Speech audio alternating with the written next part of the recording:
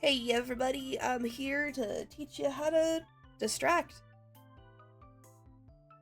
So, the prime thing about distracting is that you gotta know when and where to distract. Typically, you don't want to distract near machines. And typically, you want to choose some good distractors, like Pebble, Sprout, Louie, Goob. These all have the best distraction capabilities.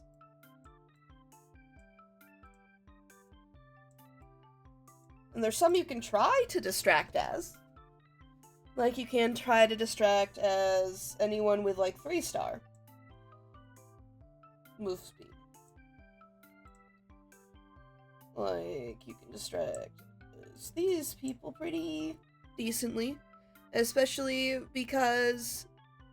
So, Gigi herself, her ability, it procs off of...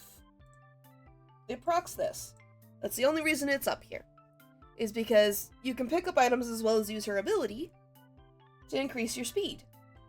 However, my personal recommendation is you swap floors while distracting. So you'd both be taking the dog plush, but you'd be taking these as like to flip-flop so that nobody gets tired of distracting. Now, if you want to do a solo distractor, that's fine. You'd be taking the ones up in the S tier, which is the plush and the shoes. My personal thing is that, technically speaking, it has Pebble. You could probably survive off of just the plush and the remote. But that's up to you guys to decide what you can use there.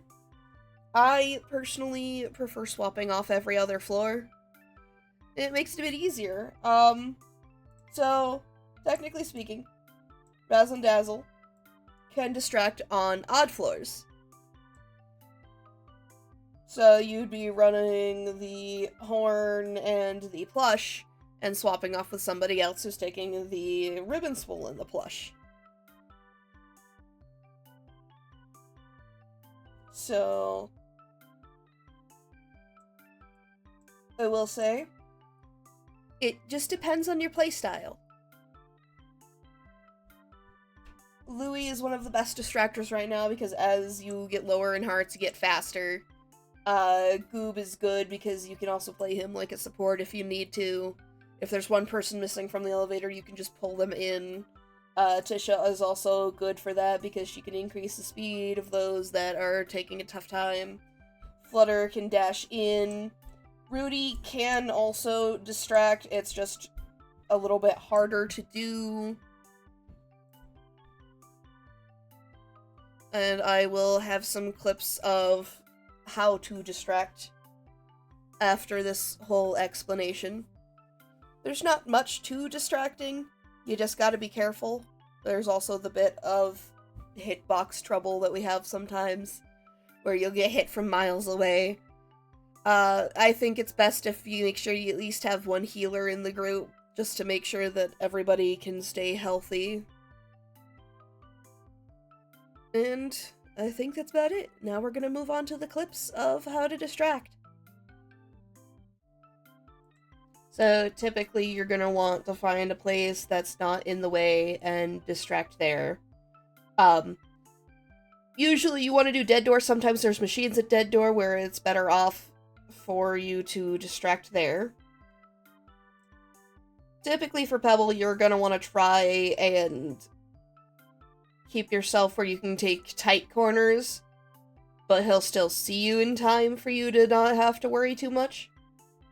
For characters like Shelly, same thing applies, just try to maintain your distance. Don't let her get too close. You can pretty much outwalk her. For characters like Sprout, try to make it so that you don't have to keep running through his little puddles. It'll make it so much easier. And for Scraps, Goob, and Gigi, make sure you're in a place where you can take a corner if you need to when they're gonna snap. Usually counting to 8 works. I didn't manage to get footage of the other mains. With, say,